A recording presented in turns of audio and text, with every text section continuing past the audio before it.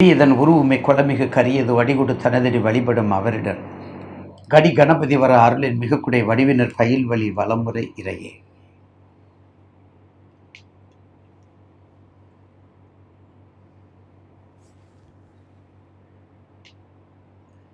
நிகழும் மங்களகரமான பராபவ வருடம் கற்க மாதம்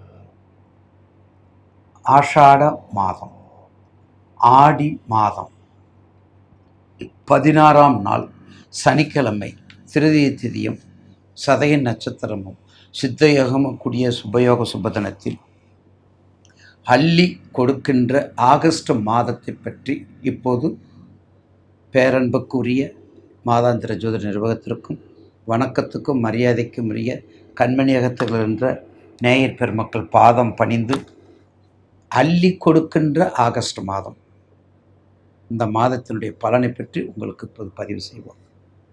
அதற்கு முன்னதாக ஒரு சின்ன பதிவுகள். இந்த மாதத்தில் 6/8/2026 ஆடி கிருத்திகை, அடுத்தது 14/8 ஆடி பூரம், அடுத்தது 17/8 கருட பஞ்சமி. இந்த மாதத்தில் ஸ்பெஷலாக வருது. ஆடி மாதம் என்றாலே நம்ம எல்லோருக்கும் தெரியும். இந்த ஆடி மாதத்தில் ஆடி மாதம் வர்றதுனால தான், ஆடி ஆவணி வர்றதுனால தான் இந்த ஆகஸ்ட் மாதத்தை நம்ம அள்ளி கொடுக்கும் மாதமாக உங்களுக்கு நான் பதிவு செய்கிறேன்.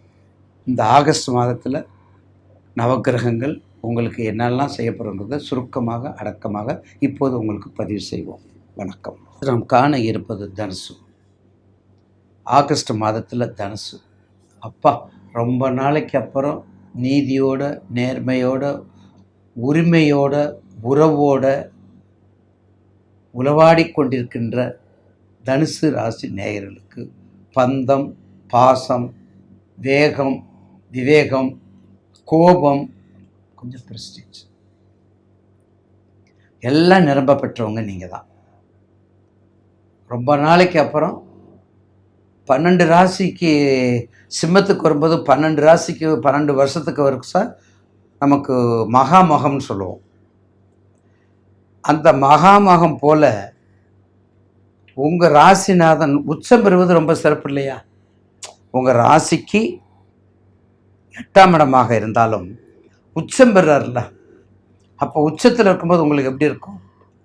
அந்த உச்சஸ்தாயினுடைய வேல்யூ, அந்த மதிப்பீட்டை அங்கே கொடுக்கணும், அந்த குருங்கிறவர் கொடுக்கணும். அப்போ ராசிநாதன் 8 உச்சம் பெற்றால் பயப்பட வேண்டிய அவசியம் இல்லையா அப்படின்னு நீங்கள் கேட்பீங்க. உண்டுங்க. அதே ராசிநாதன் ஆயில்யத்தில் சாரம் வாங்கக்கூடாது. அதே ராசிநாதன் பூசத்தில் வாங்கினா 50%, புனர்பூசத்தில் வாங்கினா 70%, ஆயில்யத்தில் வாங்கவே கூடாது. ஆயில்யத்தில் 8க்கு 7க்கு உரிய அந்த நட்சத்திர அதிபதி, அந்த ஆயில்யம் புதனுக்குரியவன், ஏற்கனவே குரு. அப்போ அட்டமாதிபதி சாரம் பெற்றா என்ன ஆகும்?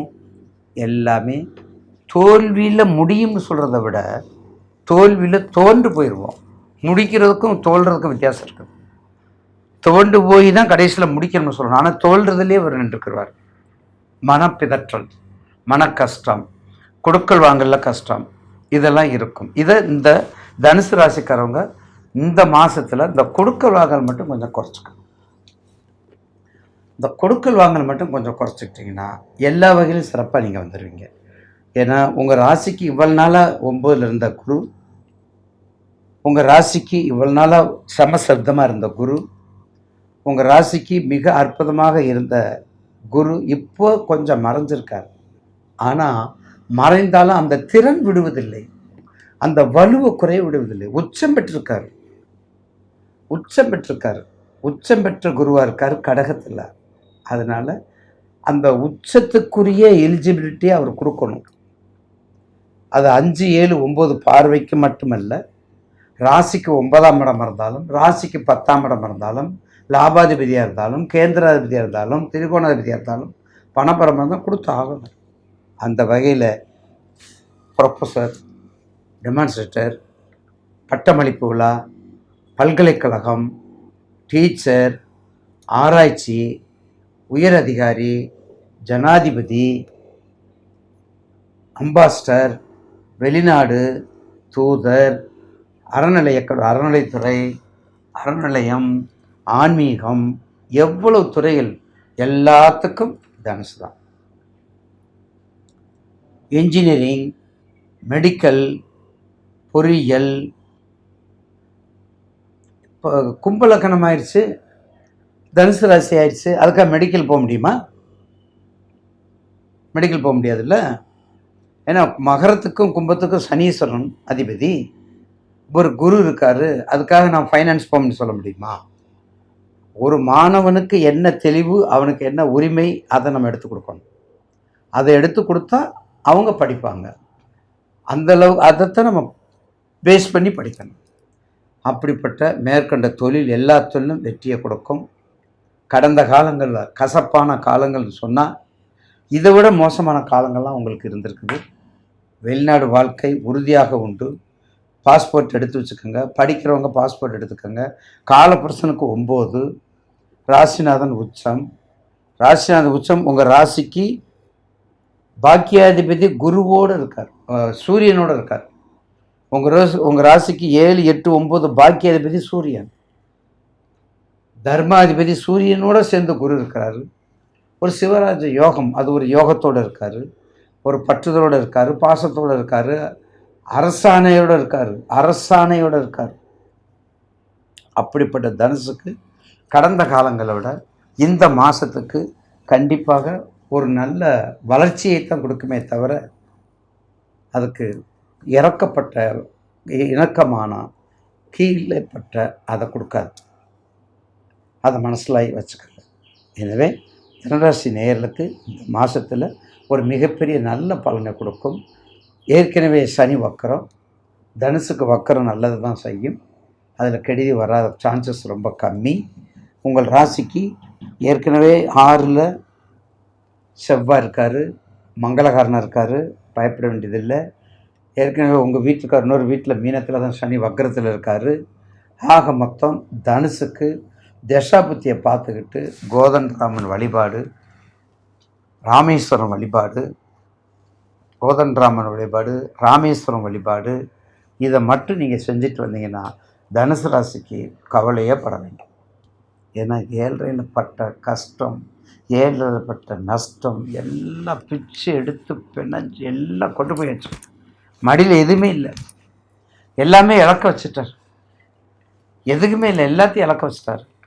ஆனால் என்னத்தை இழக்க வச்சாலும் தன்னுடைய நிலைப்பாட்டை உயர வைப்பதற்கு, சரிசமப்படுத்துவதற்கு தனுசு எப்போதுமே சால சிறந்தது. எனவே நீங்கள் செய்ய வேண்டியது, ஏற்கனவே நல்லா உதவி பண்ணுவீங்க. 10 டீ வாங்க, இன்னும் 2 டீ வாங்கியா, 10 சாப்பாடு வாங்கினா 2 சாப்பாடு வாங்கியா, ஏதாவது குடியா, அப்படித்தான் கேட்பீங்க. அந்த எண்ணங்கள் இருக்கிறதுனால தான் நீங்கள் என்ன பண்ண பாருங்க, மேலே போகிறீங்க. மேலே போகணும், எல்லா விஷயத்திலும் மேலே போகணும். இனிமேலும் மென்மேலும் வளர்வதற்கு கண்டிப்பாக பிள்ளையாரை மறக்காதீங்க, கோதண்டராமனை மறக்காமல் வழிபாடு பண்ணுங்கள். ஒரு 21 பிரதர்சனம் சுற்றுங்க, எந்த கோயிலாக இருந்தாலும் சரி. 21, 48, 108 இதை சுற்றி வாங்க. கண்டிப்பாக சுகமாக வாழக்கூடிய எதிர்காலம் சிறப்பாக அமையும் என்பதில் மாற்று கருத்து அல்ல.